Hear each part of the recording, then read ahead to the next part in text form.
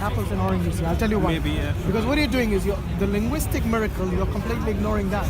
And you're going about the other I miracles don't know about of that nature. too much. That's why because I haven't read in order this for you to part of the linguistic miracle. Exactly.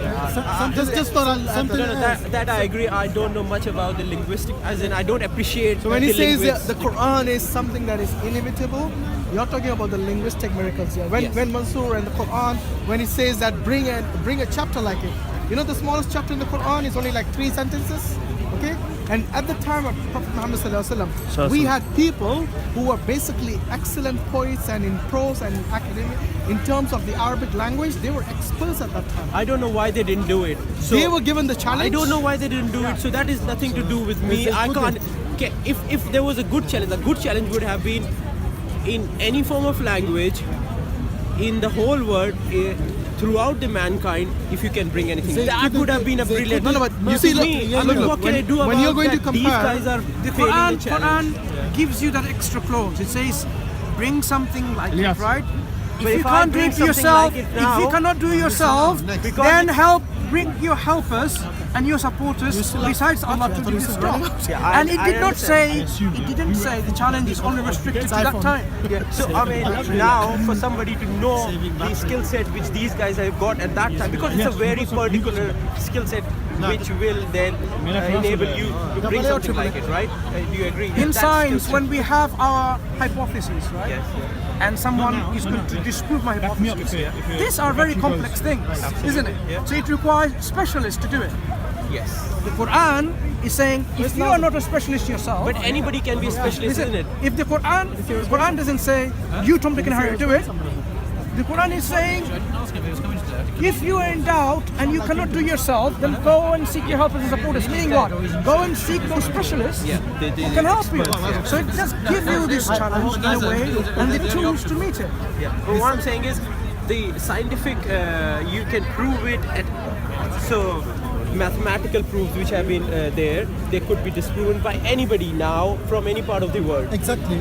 In Quran, that challenge, to me at least, it looks very local challenge of that particular milieu, of that particular time frame. It's a very short, closed window where you had that kind of language being spoken by people. That skill set. The language is still alive. It's not dead. The Quranic language. That Quranic language is still alive today. But is it like widespread? You can go and study it if you want. There is a miracle and the number as well. So the number, it matches the linguistic miracle of the Quran, which rely on each other. And you will find, now you start to study, you will find it is matching as well. That's why all the Arab from 1,400 years they couldn't match it because it's from the Creator who said, I'm gonna save it, and I'm gonna save it from correction, and I'm gonna save it to challenge to mankind to produce something like it. And this is simple, and that's why Prophet Muhammad by himself, after 200 years, there's now how many Muslims around the world? You know, you cannot force people to believe, but the belief itself, because it's backed up with all kinds of miracles. So people will accept it, like it or not. You know, unless you are arrogant and want to reject it because you don't want to reject it. You want to reject it. Anyway, I think you should the point at hand is this. If a book of guidance is given by God to the people, it needs to be understood by the initial recipient of what's her name? The revelation. It needs to be accessible to all people, not to just the professors of science. So you cannot expect a book to describe all the complexities of science and mathematics within it, because then people will feel not understanding anything of this thing. So they will say, oh, we don't know, why we're just there. If God is to communicate something to you, but God has already created a lot of things which we don't understand. That's what my point is. He's already created so many complex things which we don't understand at all, absolutely. But still He has created it. So why can't I not expect of God to create something which is equally accessible to people people, laymen like us, and also to experts. No, he's done that all with time. He's done that in the Quran for all times. All times. Quran all times. The Quran is for all times, and you can see the Quran, the laws the Quran gives and legislation gives. Is it for a local time, period, and scale of a geographic region, or is it for all times and all places? So you can examine this kind of sociological laws, and you can examine, to do with economics, to do with scientific understanding of the world, and so on. You can examine the Quran, and the Quran is giving you holistically all these issues. But it gives it in such a way that is accessible to everyone. But on deeper reflection, people can discover more and more as they're doing every day. From the Quran. So when the Quran said, for example, to the first recipients, that Allah has created this universe, the earth and everything else beside it, the samawat, the skies and the heavens, as one piece, and God parted it asunder and made every living thing from water. To them, they understood in their level of understanding. But we appreciate this now a bit more in our level of understanding. Deeper understanding. Deeper understanding of these things. So it is important to realize this fact. The Quran, if it gave all this complex theory of relativity and the mathematical equation to solve it and so on, then it will not be accessible to everyone to say, what is this all about? This doesn't make sense to me, right? The Quran didn't come to teach you about science. It came to tell you about the reality and give you the tools to use to understand the reality using science. Yeah? So it gave you the method of science. It gave you what sort of avenues that you should go to approach that field of science, so that you get the right conclusion. Because if you want to know about the truth about something, this is the approach that you should take. The Quran gives you that method. So the Quran gives you the method. You can make this conclusion based on that particular methodology the Quran provides. So the scientific methodology is mentioned in the Quran. If you want to know about this, go and search here. Go and look how Allah created the universe and originated the creation. All of this is there. So, what should we expect from a book? It should tell me, why am I here? It should tell me where I came from. It should tell me what's going to happen to me after I die, because I know I'm going to die. Everyone knows they're going to die, whether you like it or not. So what happens after death? What's happening to me? Why am I here in this place? Is there a reason of my creation? Right. How do I behave in this life? Do I just behave, according to my wishes and dictates, or do I have to follow the rules and guidance from the Creator? What awaits for me after death? Is there another life? And what is the nature of this life?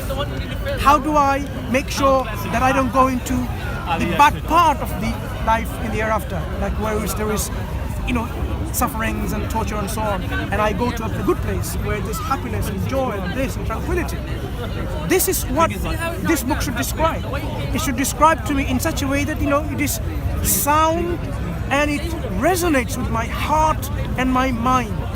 So it is not just emotionally appealing, but it should be appealing to my mind and my intellect. And it should tell me to use my intellect rather than my heart alone. And the Quran does that throughout this book. What else does it describe? It should describe something about the reality of the past, so that I learn from it. Yeah? So that I don't make the same mistakes. And the Quran does this. So if you were to examine a book from God, what are the things you expect? Describes that. So you ask yourself when you research, why doesn't the Quran describe this? And you'll find that actually the Quran talks about this, because God has not, in fact, Allah tells us He hasn't left anything not described. Every examples have been given so that people can appreciate and understand the issue.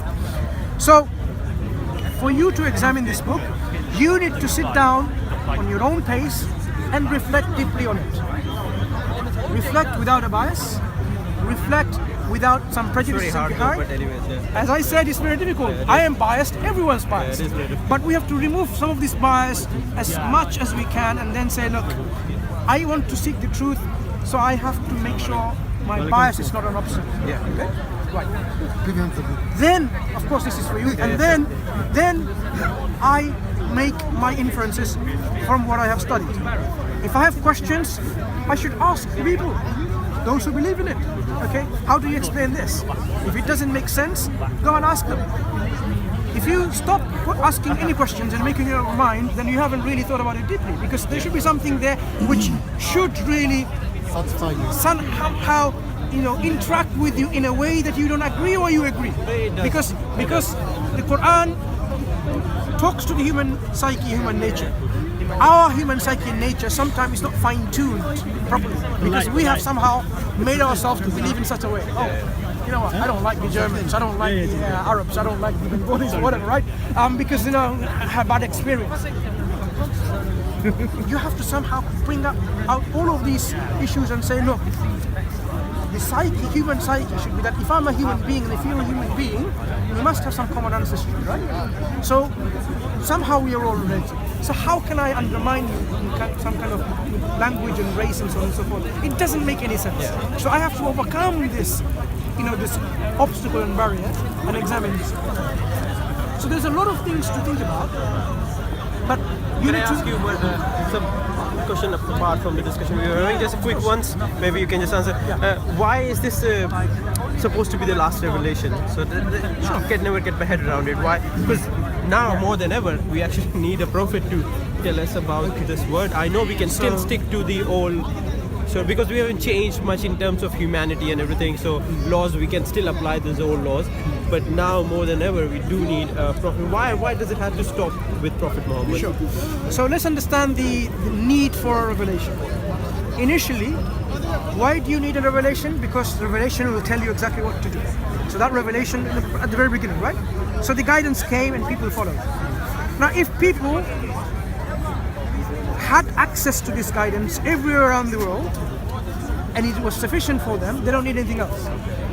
I see where you're going. Right? Yeah. But if there were people spreading around the world and revelation hasn't gone to them, then we need specific prophets to come to those places to remind them, to tell them what is required of them. Because God is just. He cannot punish a nation unless He tells them what they're supposed not to do. Right? So they have to know what is for them they should follow and what they should abstain from doing so. What if people from their own desires and wishes, as time went, they corrupted the revelation and guidance? You need another prophet or a messenger. Why can't Allah God make the revelation uncorruptible? Right from the start. Right from the start. Why can't He make it uncorruptible? Yeah. So you can potentially you can have a revelation, but remember the initial revelation. Because He must have known in His wisdom that these are going to be corrupted. Yeah. No problem. This is a test for Initially, you can have a revelation. Initially, you can have a revelation, and which remains exactly the same. Yeah. Right? Now, what we say as Muslims is about God, about hereafter, about heaven, about hell, about the judgment. These are the realities of the future. Always remains the same. This message has always been consistently the same. What has been different are rules and regulations for us. How we should behave and not behave, what we should do and how we should interact. These things. Sorry, come again. You're saying. I'll give you an example. Yeah. At one time, people were not stealing anything. Right? When the first human beings were created, no one's stealing. God doesn't need to put the laws saying, do not steal. And if you steal, this is what you should do. There was no need for it. Right? So that would be a revelation which will be absent from it because there was no need for it. So if you had that intact and it continued, and then time arose later, people were behaving in a way they're misappropriate, they're stealing when it's totally unfair to steal. So what do you need? You need some kind of guidance from God what to do, because God doesn't just leave you alone to make up your own rules and guidance and then you realize, oh, that wasn't the best thing to do in this case. God, being merciful, He gives us the rules and guidance of how we interact in our society.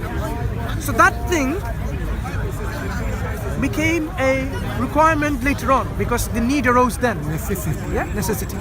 It wasn't earlier on needed.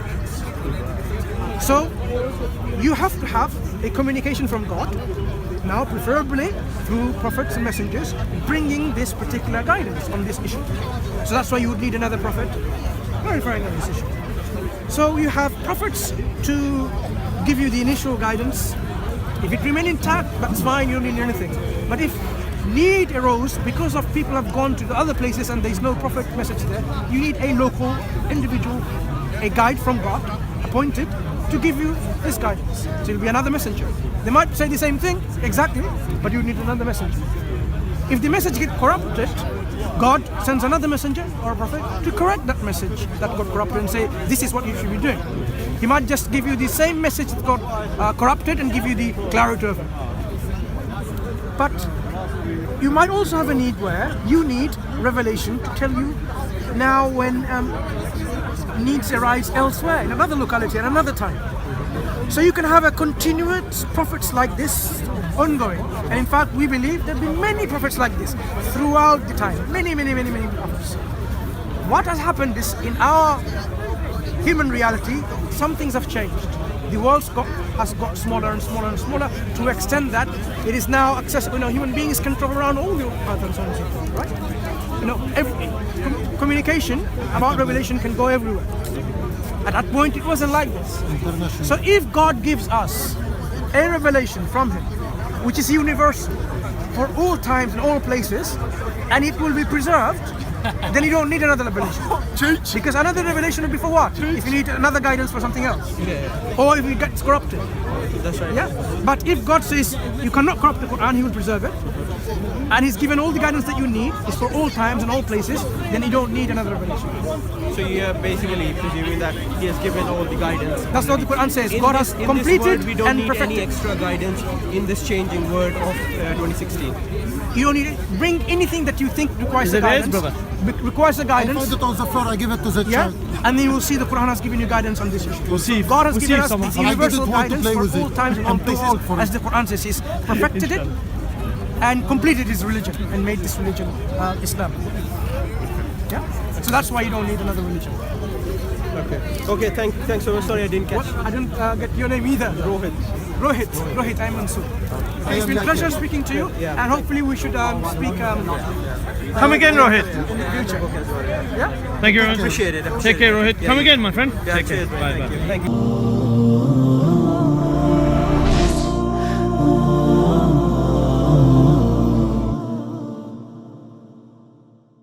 Assalamu alaikum. My name is Vegard and I'm a Norwegian Muslim convert.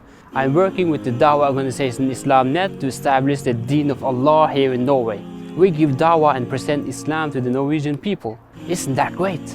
To be more efficient in our Dawah, we are establishing a first of its kind Masjid and Dawah Center, where we will have Islamic programs, classes, lectures and education for non-Muslims.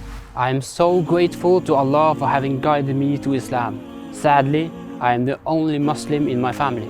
It hurts me that my parents haven't accepted Islam yet, and I ask Allah to guide them. But it also gives me a special drive to work for the establishment of Islam. I don't want anyone to miss the chance of becoming Muslim. Maybe my mom and dad become Muslim one day thanks to you. If we can establish this center, I could bring my parents to come and learn about Islam in our native language, which is a challenge today with the mosque here speaking Somali, Arabic and Urdu.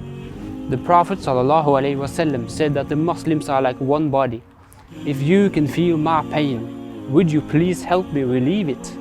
You are now my new family. Click the link and donate to establish this masjid and share in the reward for the message of Islam reaching the corners of Norway.